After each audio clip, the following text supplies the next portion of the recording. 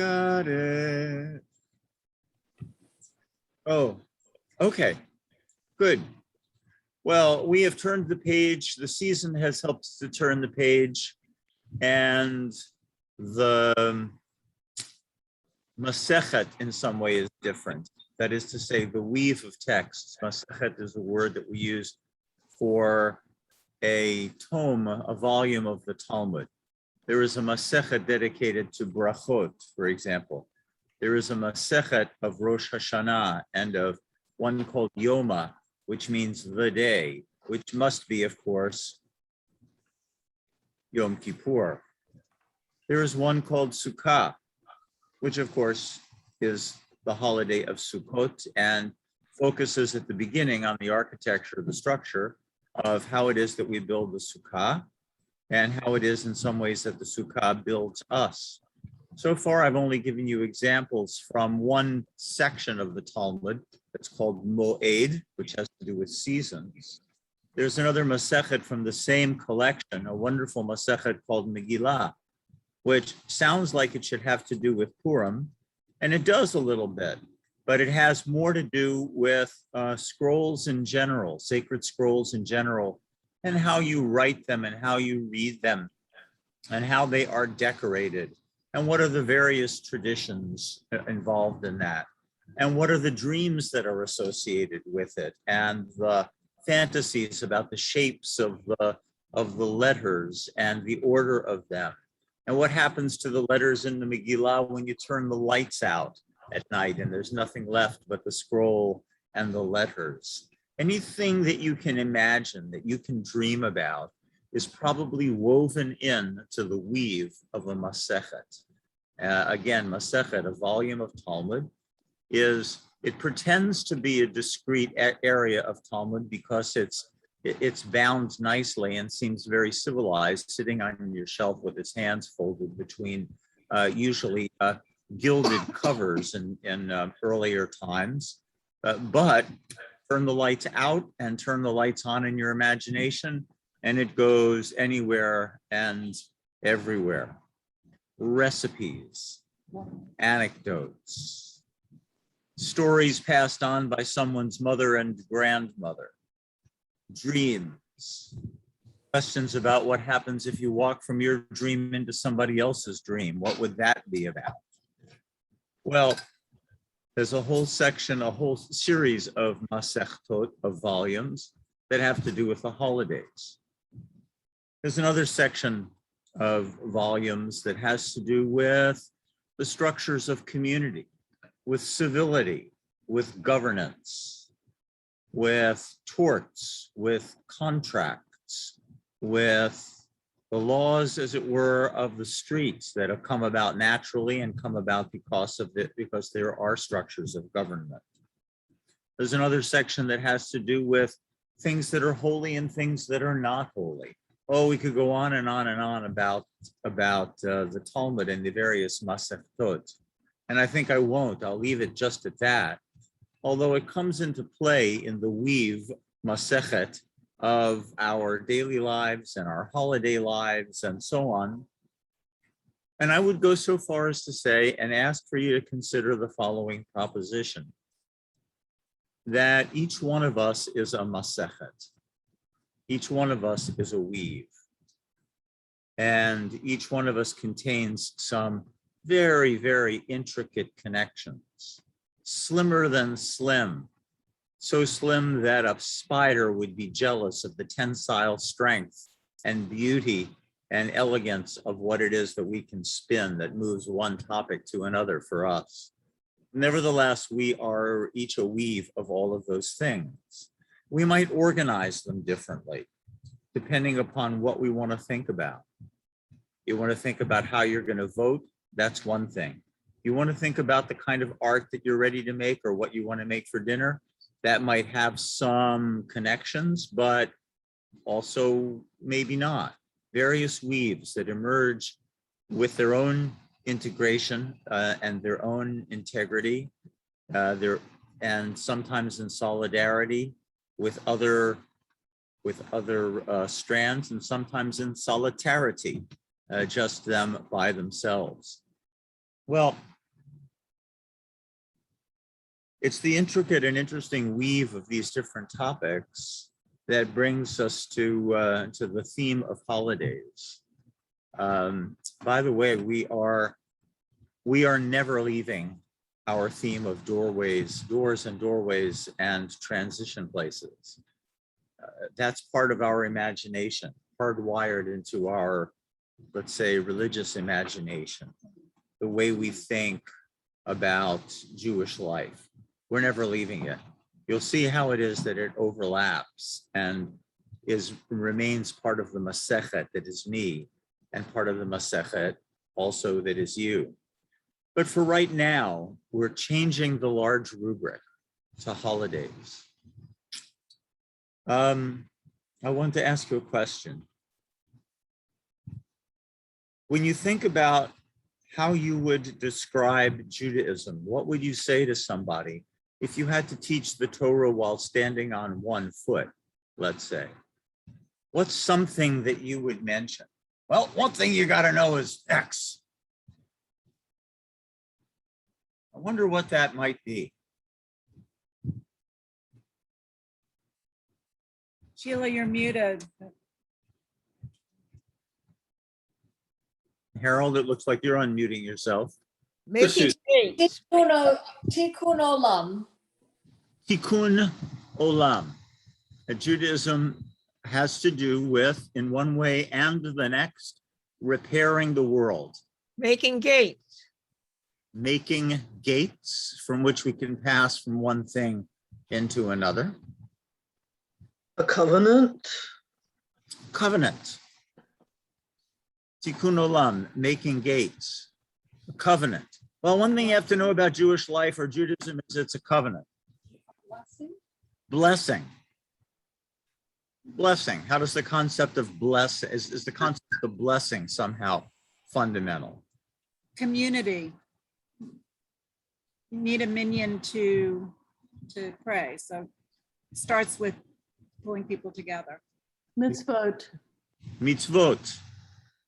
Some structure of mitzvot, of some value system that's expressed as commandments, or if you don't like the word commandments, you can say procedures validated by community, things that we do as we struggle for the normative as a community all together. What Hillel said. Pursuing justice. Sorry, Sue. Sue? Yeah, it's me. What Hillel said, treat others as you would be treated. The golden rule. Treat others as you would be treated. What's hateful to you, don't do to somebody else. Right. Yeah. That's it. That's all you need to know. You could pick Habakkuk 2:4, the righteous shall live by his faith. The rabbis like that, is one verse to try to sum up all of it. The rabbis love that line. Yeah. The righteous shall live by his faith. They're not sure what it means, but they love it. So they oftentimes cite verses that are multivalent that people will hear and say, did you hear that? It means yeah. The righteous shall live by his faith, by her own faith. And some say, wait a minute, what do you mean? It means the righteous shall live by his faithfulness. You live only because of God's faithfulness. Doesn't have anything to do with you. It has to do with God's faithfulness. There's another way of reading that very interesting verse, but you're right. And you've also laid bare the fact that sages tend to explore this with if they can, grounding their proposition in a pasuk, in a verse. Let me tell you something interesting about Hillel. When Hillel answers the student or the would-be student who comes to him and says, teach me the Torah while I'm standing on one foot, and he says, what is hateful to you, don't do to your neighbor. Susan, did you say that you contributed that? Remember that? Or Sue? The other Sue. The other Sue, okay. And the rest of it was commentary. And the rest is commentary. Go and look at it. Go and see it. when Hillel answers the student with Torah to go, right? Faster than dominoes. When he answers with a Torah to go, he does not cite a verse. He deliberately goes, and he doesn't even say it in Hebrew. He says it in Aramaic. He doesn't say it even in the language of the Torah. He says it in Aramaic. Teach me the Torah while I'm standing on one foot. He gives an Aramaic statement, and then he says to this student also in Aramaic, the rest is commentary, go and learn, go and study. You now have a rubric under which you can organize all these things.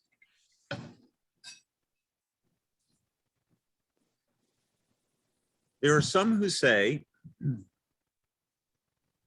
that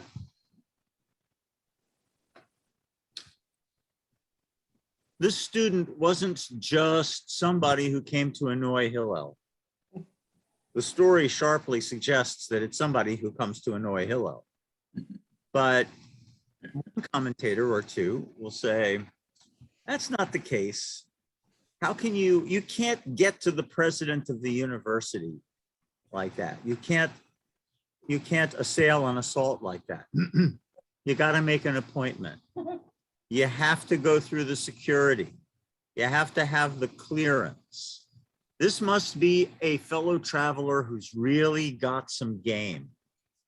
Imagine that it's a fellow traveler who's really got some game and has come to ask of Hillel a question that is not sharp and rebuking, but rather to ask a question that is deep and penetrating and thoughtful. In that case, what would the question mean? Teach me the Torah while standing on one foot, or the Torah of standing on one foot. Al regel achat, on one foot. It's just what you said before. What's the principle? What's the most important thing that comes to mind when you think of Judaism? So he wasn't trying to, maybe he wasn't joking. He was just saying, tell me what's the most important thing to remember about Torah. Right. Or as this commentator says, the word regel also means a holiday. The three holidays. A regel is a foot. It's also this. It's also a beat. And the shalosh regalim are the three holidays that are the Hufanit holidays. They are the foot holidays. They are the pilgrimage holidays. They're Sukkot, Pesach, and Shavuot. But what if Shalosh Regalim also means the three rhythmic beats of the year? The three times when you can actually set the time by the harvest seasons, and you yield to the time and you reap the yields of the crops, yield in both of those senses, Shalosh Regalim. So regel means a foot, like standing on one foot, but it also means a holiday. What if, says this commentator, the one who comes to speak to Hillel and to ask him this question is really saying, teach me the Torah through the framework of one holiday. I want to know how Judaism expresses itself in one holiday. What's the holiday? What's the prismatic holiday? What's the one holiday that you would point to that would teach Judaism most fully? So that if I had to set up a system, an education system, it's not a bad thing to think about for conversion students, or even for a course in the Duke Divinity School. I really should think about it for some subsequent semester. This semester and next are already taken care of, but for some time I should think about it. What holiday? No question, Yeah, it's Sukkot. without question, it's Sukkot. That's pretty assertive. Why? Because it's hosting the gathering is the big part, and it's outdoors, and it's so much tied to the land, the history of it. It is rich, but also it applies to every day. And I appreciate that it's not one day. You got length to it, and you've got some Yom Tov in there, and you got some days where you can work and some days where you can't work. And I really love to nerd out too on the laws of the sukkah and on, how high off the ground. And I just learned that it could be a part of your house if you can remove the roof of your house in that part. I mean, you could just go on for days about the rules. So you can really nerd out on it and be a scholar, but you can also just, throw up a sukkah. Hands down, without a doubt. And All I right. could make the same argument with all that for Pesach, although I thought of Sukkot first. But all the rules and all the lengths and all the community, you could say that. Does anyone want to say more about Pesach? Does anybody want to agree with? Oh, I don't want to say more about Pesach. I don't like to think about it. No, that's not my question. Why not? Because there are so many rules and so much preparation. Yeah, Zoom, you can come say hello. But it is about our freedom. It is about our becoming a community of once we leave Egypt. Been down here. Okay, grandchildren, we got to show off grandchildren time. Oh, grandbabies. Danielle and Hi. Geffen. So second and third of Ariel's. Do you see Ariel where it says Sabina? Ariel, can you wave? Behind her, yellow balloons. What's the holiday that you think is the one that carries you the best? Different answer. No. It's a serious question. A holiday that carries you into your Jewish life. I mean, you live a Jewish life every day, I get it, but the one that soaks in most fully.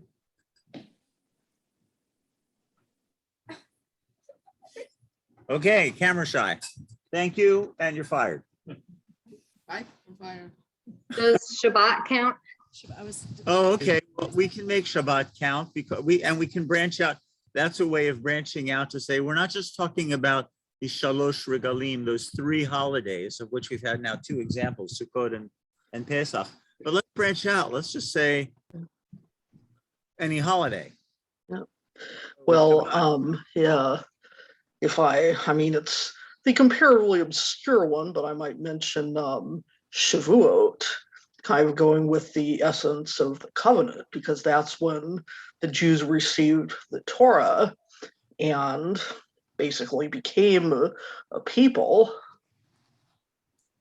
All right, the beginning of organized polity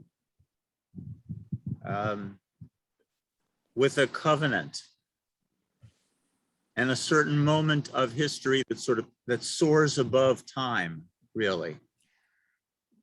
I was going to agree with Sukkot, with Shavuot, because also there's a whole prescription for studying late at night and sort of like studying into the wee hours. But I thought of that initially, when Susan said it, I agreed. But I'm going to vote for Tu B'Shvat because Whoa. it's not a major, but it has to do with planting trees and just sustaining our existence and sustaining the planet and our hands in the dirt, which to me is so just has no equal. All right, thank you. That's a lovely image. So nobody said Yom Kippur. Also, nobody said Rosh Hashanah. I thought both. I thought of both. You thought of both of them. Yeah. I would vote for Yom It's Kippur. interesting. Yeah. What comes to Rosh mind? Hashanah, Yom Sarah's- Kippur, Sukkot, Pesach, Shavuot, Tu B'Shvat. Okay, I'm gonna Just vote so for, you know, I'm gonna vote for the month of Elul The whole month of Elul. Whoa. Mom. because of the self-examination, because in order to treat people well, in order to observe however we're going to observe, however we're going to study, we have to be ready to do the self-examination. You reminded me, which of course is not a holiday, the month of Elul, but is there a holiday aspect of it? Well, blowing the Well, the- shofar. Blowing the shofar. Well, there's a teaching that comes from the Lubavitch lineage about the king being in the field during Elul. So there's an access that we have because of the character of this time of the circular calendar of the year, where we have this access to God before he gets back on his throne and takes the judge role. We have this access to him. Before he gets back into the judge role. Avram, Yehuda, are you there? They're not They're there? gone. Okay. Can you, excuse me a second. Can you go and get my shofar, or get your Abba to get my shofar? It's in the library up by the high windows, above the bookcases.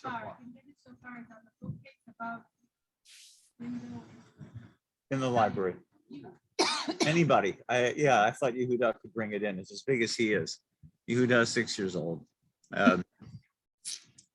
Oh, hello, Alan. I see your face now. Finally. And there's Bob. And there's Bob. I'll have you know that the 11-year-old Hebrew school student who's bouncing around here like an electron cloud, he was voting for Rosh Hashanah. Did you want to say why? I vote for Rosh Hashanah. Why do you think it's the Jewishest?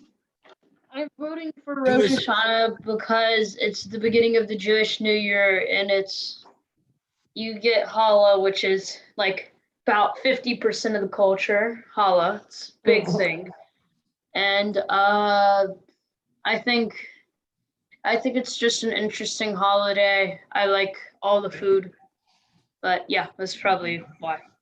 Excellent. Food, we can't leave food out. This is Yehuda, who just brought me my shofar. Happy birthday! Tonight starts his Hebrew birthday. And he's how 6. many? How many? 6. 6. Mazel tov. Yeah. Mazel tov. So this is the shofar that he brought me. And I thought, if you haven't heard the shofar yet in this month of Elul, that maybe I could blow it for you.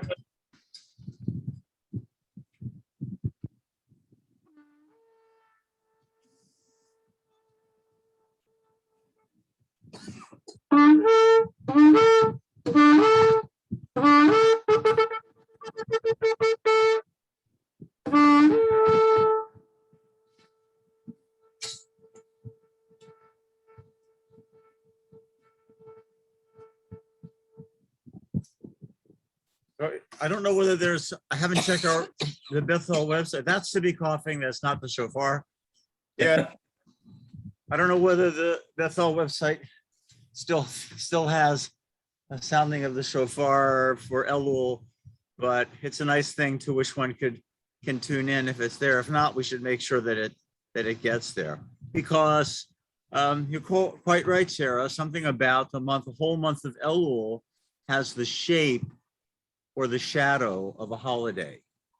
Not shadow in a bad sense, but in the sense of something that casts, it is the presence of some edifice yet not yet seen, but that has a discernible shape to it. Makes me think of a story of Shai Agnon, in which Agnon says that God shapes the artisan. God, the artisan, shapes not only the holidays, but the space in between them. Not only the holidays, but the space in between them. So from Pesach to Shavuot, let's say, space in between that's counted and measured, and we are accountable in some way. And Elul from Tisha B'Av. Well, nobody mentioned Tisha B'Av, which is expected and interesting and important. But Tisha B'Av, from Tisha B'Av to Rosh Hashanah, is its own progress from despair to empowerment, which one could say is a major motif. Speaking about that motif of from despair to empowerment, are there any other holidays that hold that motif or that express that motif? From despair to empowerment. Well, Hanukkah. Hanukkah. Passover, begun Passover. with shame and with Passover. praise. Sorry. Purim. Yom Kippur, Rosh Hashanah to Yom Kippur, from despair of what did I do? How can I recover from it? To Yom Kippur, empowerment.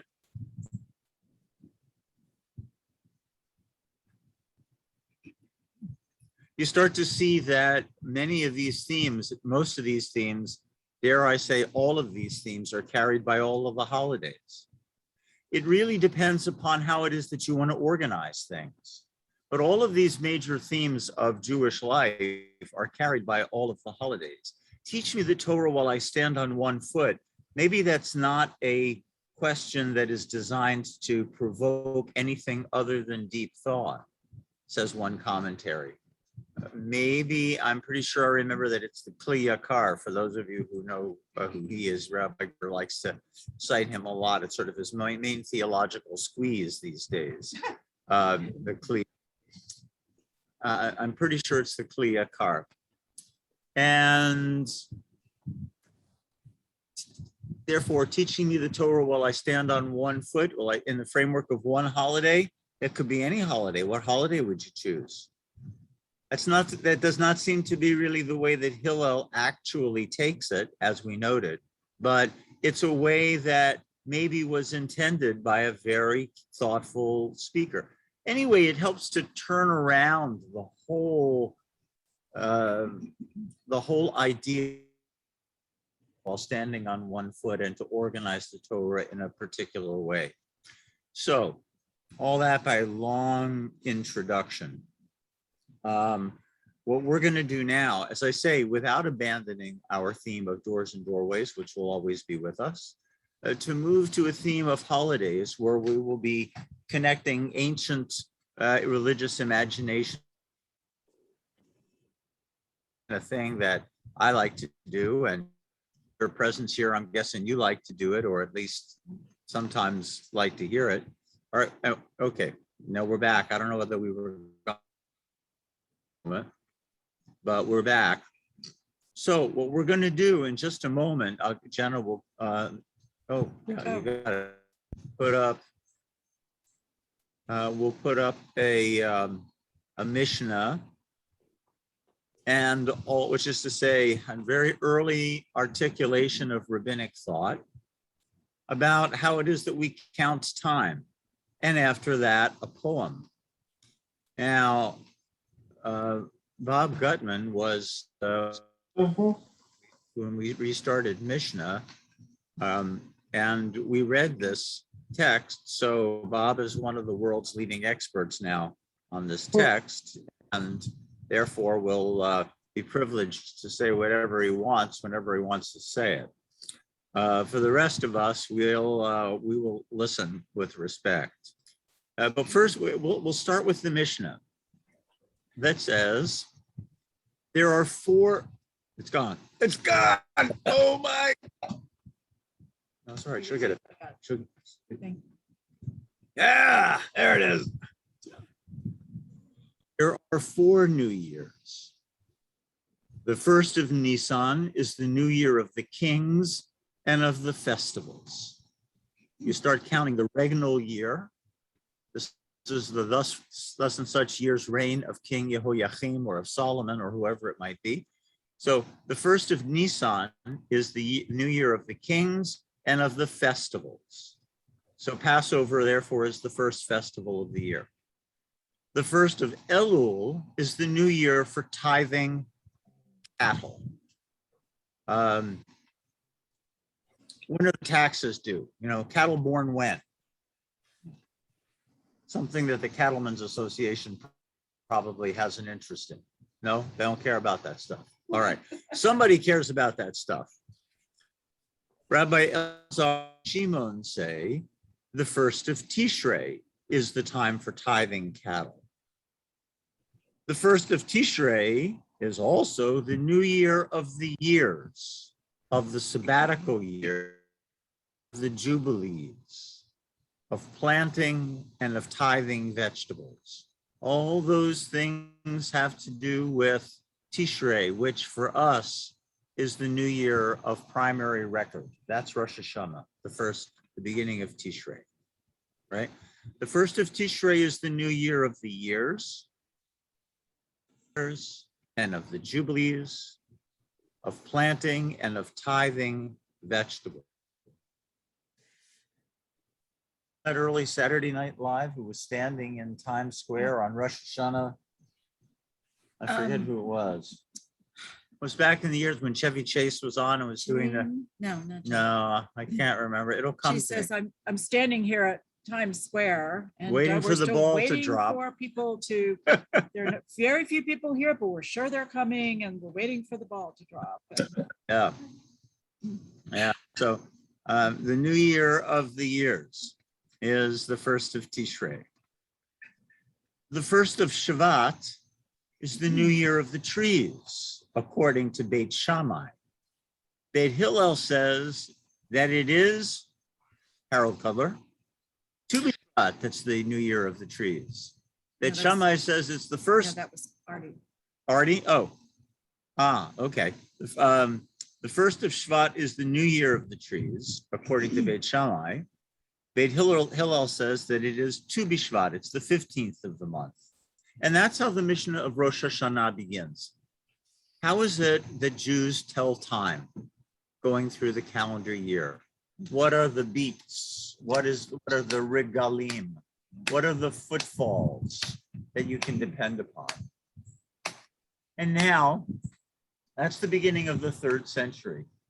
Now, in the 3rd quarter of the 20th century, Chava Pinchas Cohen, from a Sephardi family that made Aliyah in the early part of the 20th century, who acquired for herself a love of Jewish life. Her family decidedly not interested in religion. And who became a great poet, offers us the following poem.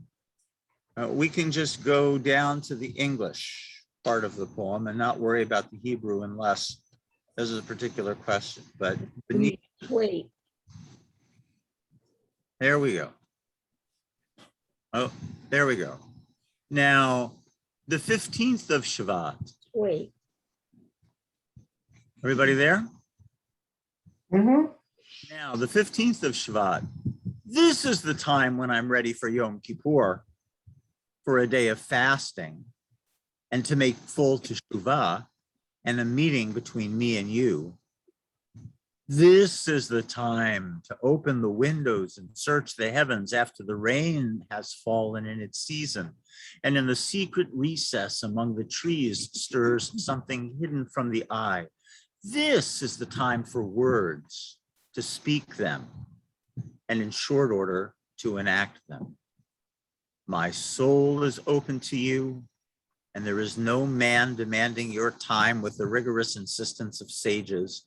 And there is in the world a kind of attentiveness to a divine voice hidden from the eye that goes forth in her season.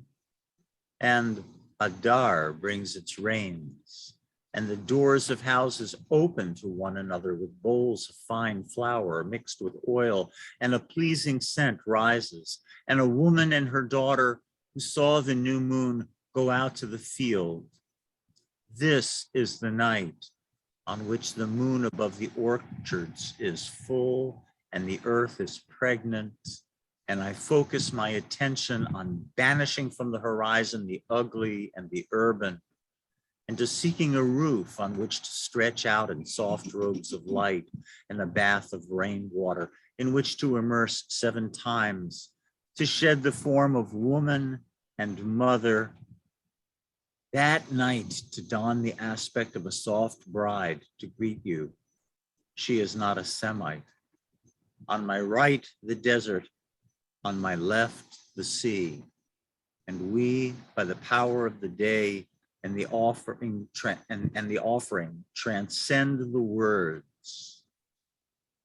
If it is not this way, I'll go on the 10th of Tishrei amidst a white congregation with a face of fatigue and rebellion and with clothes red with blood.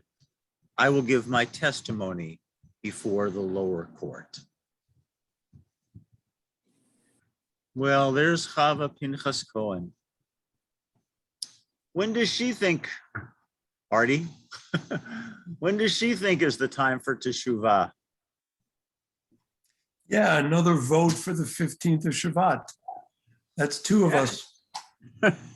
That's right. I should give you her email address. You can write and tell her. Yeah.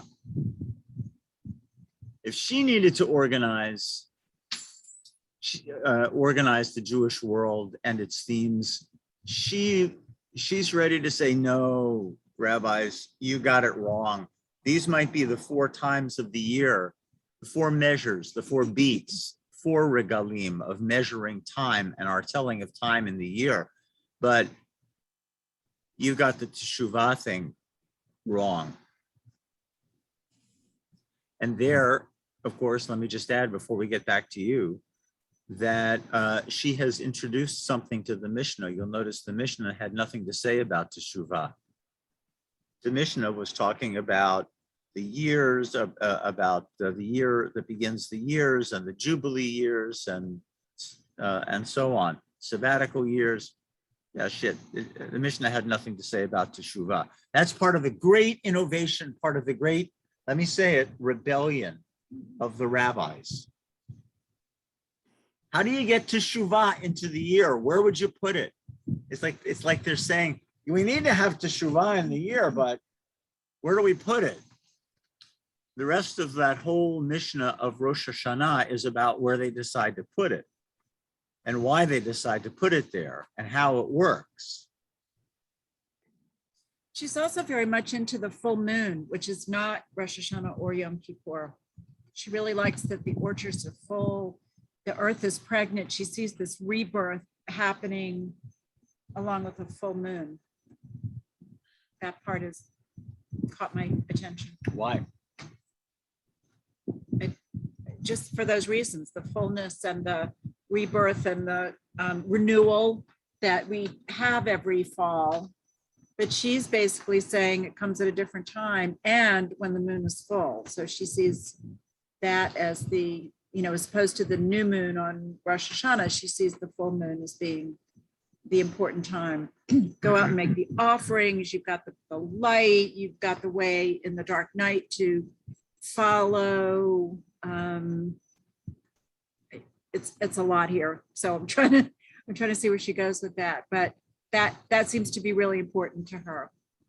And the robes of light that she talks about and the light, it seems to be important to her. Well, I wonder, thank you. I wonder what caught your attention. The new moon is beautiful. And it's an old friend. And what? It's beautiful and it's an old friend. It's an old friend. The full moon, you mean to say, yeah. Yeah, the full moon is what you meant to say. Yes. Old friend, you've greeted it before. In another place, there's a suggestion that one sage makes. It's more than a musing and less than a law, where he says, when you see the full moon, you should say, blessed is the one who is good and who makes for goodness, which is something that you say if you taste a great bottle of wine, let's say, or if you have some other kind of aesthetically pleasing, wondrous thing going on. Yeah. Well, she seems to favor fertility itself over the products of fertility. It seems to me that Rosh Hashanah is the birth of the year, but it's a time when the fruit is already ready to be picked off the tree, or maybe just has been picked off the tree. And I remember you once saying that this has to do with the fact when the world was created, the Garden of Eden had fruit, and we know at least it had apples or something like them. And but she's saying, you know, I'm more moved and connected to fertility than fruit, to the process of being open to the possibilities of the future than the products of fertility. That's really a lovely way of making a distinction between Rosh Hashanah and Tu B'Shvat, and the 15th of Shvat. Yeah, she's not in, and when she talks about yielding, going back to this double sense of yield, she's talking about the personal yielding. What is it that I yield? Not what's the yield of the crops. What is it that I yield? The rains have come. I'm glad that it's raining now. Our oldest granddaughter, who will probably not poke her head in because she's not inclined to do that stuff and she's busy with other 16-year-old stuff anyway at the moment, but she has a wonderful memory for smells. And there are times that we've been with them in their home in Israel and it's rained, and she says, after the rain stops, she will say, "Ah, it smells just like North Carolina." They have a decidedly dry season there, and we don't live in that Mediterranean environment. So you get that smell more at different times of the year in North Carolina, but she remembered it. Even then, she was a little girl. Ah, this smells just like North Carolina. And for her to come out here on a rainy day when the heat dissipates and there's a promise that everything is going to be kind of peeled to shining the next morning, she'll say it again. It smells just like North Carolina. Chava Pinchas Cohen is interested in the time when the rains come, in Adar, in Shvat, or Shvat and in Adar, and for the fertility and opening the doors and bringing the people bringing each other gifts, bowls of fine flour mixed with oil, and a pleasing scent rises. These are actually sacrifice words. I think the poet is basing, her answer, in a sense, to your question on her own individual experience, her sensuality and spirituality. It's not about holidays and what they mean for the people Israel. It's very subjective, but it does give each of us license to look at our own lives and find what's meaningful to us in our experience. And it doesn't have to be an event in history or something all the people have experienced. Thank you for that. Is she at liberty to make Tu B'Shvat, 15th of Shvat, a day of Teshuvah? Yeah, of course she is. There's nothing wrong with it. It doesn't have the same community consciousness, let's say. It might not have the same power, although in her poem itself, she says the power of the day. She does use that rabbinic idea, although not exactly the words. She's really tuned into that. She's like leaving Rosh Hashanah behind. She's got access to all of these things. And she doesn't have to wait in line behind the sages who have a certain way of arguing about things. There's no man Telling her what to do, right? Getting in front of her with a halachic argument. If you ask somebody forgiveness and it's Rosh Hashanah and you're waiting for Yom Kippur, and if that person dies between Rosh Hashanah and Yom Kippur and you haven't get a chance to ask forgiveness, or if you ask forgiveness 1 time, 2 times, 3 times, is that effective? And what do you have to do if a person has not accepted your forgiveness after 3 times? And what if you can't give somebody forgiveness? And does everything have to be filled and fulfilled during the course of a single year, or doesn't it? And how long do you have to fast? And if you swallow 2 swallows of water, is that breaking the fast, or is that not breaking the fast? Endless, because it's what we do. We ritualize these things. We halachicize these things. Halachas? Ooh, Yeah. Good one. In a certain way. And I'm not trivializing it. I'm not saying that that's bad.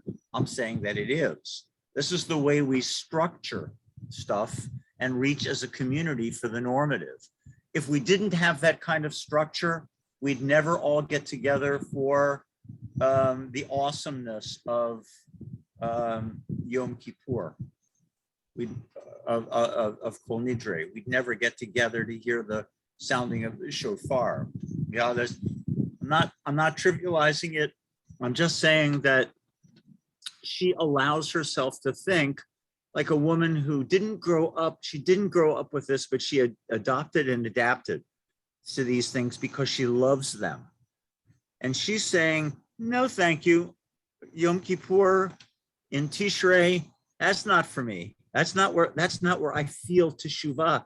This, you can count the number of times she says it in the poem. This is the time, this is the time, this is the time for teshuvah. Opening and richness and fertility and yielding and all of that. This is the time to open the windows and to search the heavens after the rain has fallen in its season. And in the secret recess among the trees, stirs something hidden from the eye. She says that phrase twice, offers that phrase twice, hidden from the eye. It's a phrase from the Talmud. There is bracha only in that which is hidden from the eye. As soon as you can weigh it, count it, measure it, you got to look for another bracha. You got to look for something that's unknown.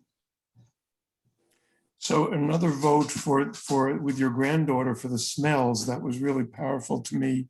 And also this image of the earth being pregnant. But I think the question I want to ask of you, Rabbi Sager, and also the group is, what's the deal about the very beginning saying that this is the time? Why is she ready for Yom Kippur in Shabbat? Like, she's way out of phase. I mean, why are you ready for Yom Kippur in Shabbat in the winter when it's wet and cold? And I don't get that. She's out of phase. She's way out of phase. Well, she's out of phase with the normative, isn't she? But she's not seeing it in her world of the land of Israel, where she has lived all of her life. She's not seeing it as being wet and cold the way we might. It's not our kind of February or early March. It's very different, and the smells are very different, and the possibility of great weather is very different. And you can see what she's doing. She's romanticizing this. That's a time to make full teshuvah, and a meeting between me and you, which I didn't capitalize because I just don't. But it seems like she's talking about God. Is it that you? Yeah. This is the time to open the windows and search the heavens after the rain has fallen in its season and so on. This does not seem like a wet and cold. This seems like what we would call the best of April, of late March and early to middle April. She also goes back to the bath of rainwater toward the end to immerse. So there's this idea of the mikveh and the bride, the woman, the mother. So there's this whole beginnings and rebirth, birth, that keeps striking me. This whole feminizing the holidays, the look at the cycles of the year.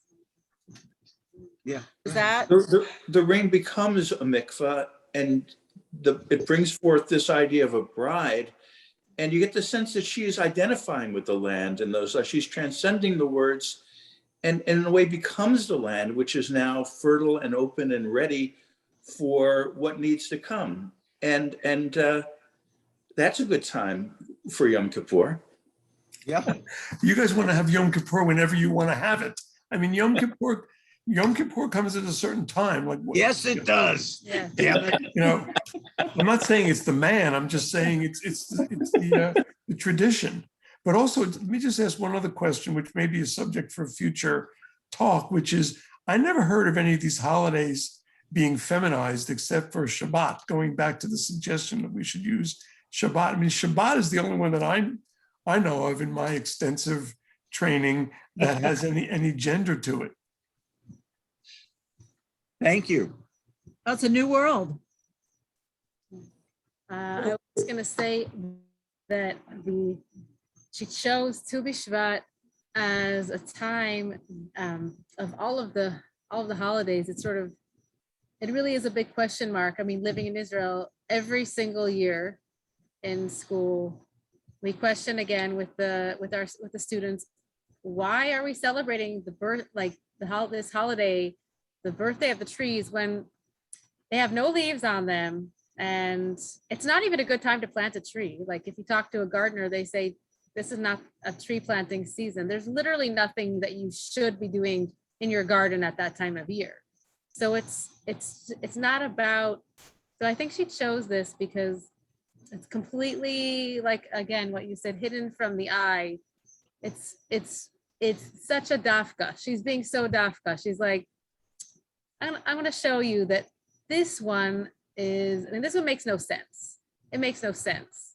There's got to be something else about it. And not everything has to make sense. Not every, like we go out of Pesach in the spring, it works really beautifully with the season, unless you live in Australia and then you have a big problem. And it doesn't work very beautifully. So what's the deal? I mean, does it have to work with nature? Does it have to work, on that level? But what we do teach our students and this time of year is what she talks about the whole time, is this sort of idea of, like she talks about, pregnancy and fertility or whatever. And that's the idea, is the potential. It's like all that potential. And we speak about this, the trees, if you know something about trees, I guess, or about the seasons, they're gathering up their strength and it's going to burst out soon. When it bursts out is not necessarily the peak. It's just before that, right before the burst out. Once it's out, it's out. It's released that energy, but it's gathering up the energy. And maybe she's tuning into the idea that there's this internal thing going on and you don't have to see it. It's not something everyone needs to see. It's something inside me, something inside the ground. It's potential, But it's more, now we go back, just in our closing couple of minutes, we go back to the Mishnah. These statements about this is the time of the year, this is the new year of this, and this is the new year of the kings, and this is the new year of the cattle, and this is the new year of the years, and this is the new year of the trees. This. And they're all definitive statements, except for the last one, except for the new year of the trees. Did you notice? There's a machloket there. That is to say, there's a disagreement. There's Hillel and Shammai. We're going the other direction. We're going back to the Mishnah. Yeah, you see it? The first of Shvat is the new year of the trees, according to Beit Shammai. Beit Hillel says that it's the 15th of that month. Now, why are they disagreeing about that? What the hell? I mean, all the other three, it's all the first of the month, the first of this month, first of this month, first of this month. Shammai, poor Shammai, he's right in step. He says in the first of Shvat. So let's keep it, organizationally speaking, let's keep it like this. And Hillel says, no, it's the 15th of Shvat. What could possibly be the difference? The new month and the full month, the new moon. The new moon and the full moon. Full moon is.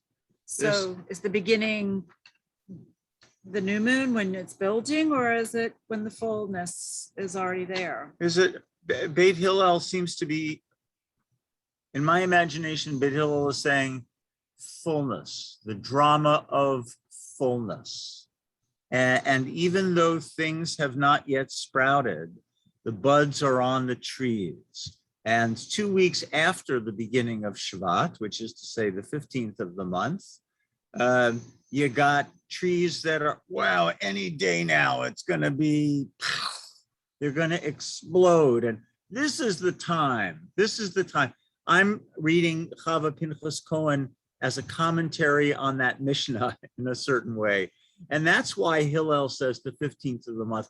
we're going to read this Mishnah as we read it the first time through, and we're going to say, yeah, whatever, whatever, whatever. And these two sages disagreed for whatever reason they had. But the truth is, they have a reason. And we're not destined to know from the Mishnah itself what their reason is. But Chava Pinchas Cohen seems to know from her experience that what you want is teshuvah. You want fullness. She's voting for the 15th as the beginning of that series, of that time. And she's also saying in this modular way, because one holiday theme is not associated with only one holiday, as we were seeing before. Pesach has the same themes as Rosh Hashanah, has the same themes as Sukkot, the same themes as Shavuot, community, revelation, redemption, building, mitzvot, solidarity, covenant, commandment, anything that you could imagine. They're just organized differently. Teach me the Torah while I'm standing in the framework of one regel. She's saying, Tu B'Shvat can handle teshuvah. And in my modular Judaism, if I could do it, that would be the time of teshuvah, because that's when it's right for me. Everything is starting to open, and that's the time when I'm most available to you and you're most available to me. And there's much less foot traffic of the sages waiting to ask the rabbis a smart question. And there's more, there's the me as the woman, and also as the mother. And I'm also ready to transcend those forms. I don't even want, those forms are, she says at the end of the poem, those forms are already getting in the way. And by the way, the words that she has in parentheses, she is not a Semite. I'm convinced that in a poem, the words in parentheses are maybe the most important words in the line, and maybe the whole poem. This isn't even a Jewish thing. This is about teshuvah on a much grander scale. But then Artie, she does recognize the normative way in which we do things. And she says, okay, if I can't have that as a community, if I do it by myself and I'm lacking the power of community, then I will come on the 10th of Tishrei for Yom Kippur. I'll be there, but I'm telling you this, it's the lower court before which I am standing. Before Yom Kippur, or rather before Kol Nidre, the cantor sings to us about the readiness of the upper court and the lower court to give permission for us to pray in the presence of the transgressors, whatever that means, right? But there's the image of the upper court and the lower court. And she's saying, I'll come on the 10th of Tishrei. I'll come. But it's to the lower court. It's to the court of people who have drawn faces and who are tired and who are hot and who have kind of beaten themselves up in a certain way on the road to Teshuvah. But for me, it's Tu B'Shvat.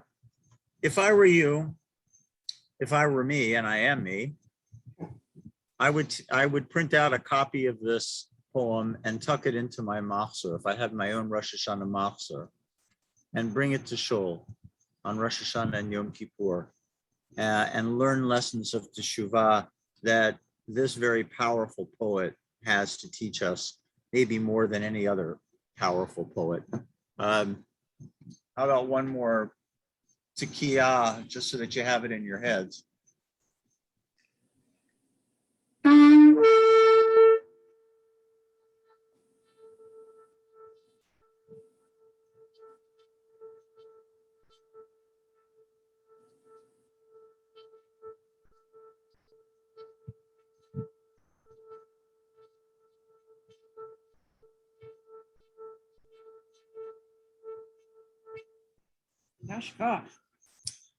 Thank you, everybody. We will do it again 2 weeks. in 2 weeks. Thank you, Ariel. Enjoy your visit. Thank you. Thank you. Oh, thank you. Thank you. Lovely.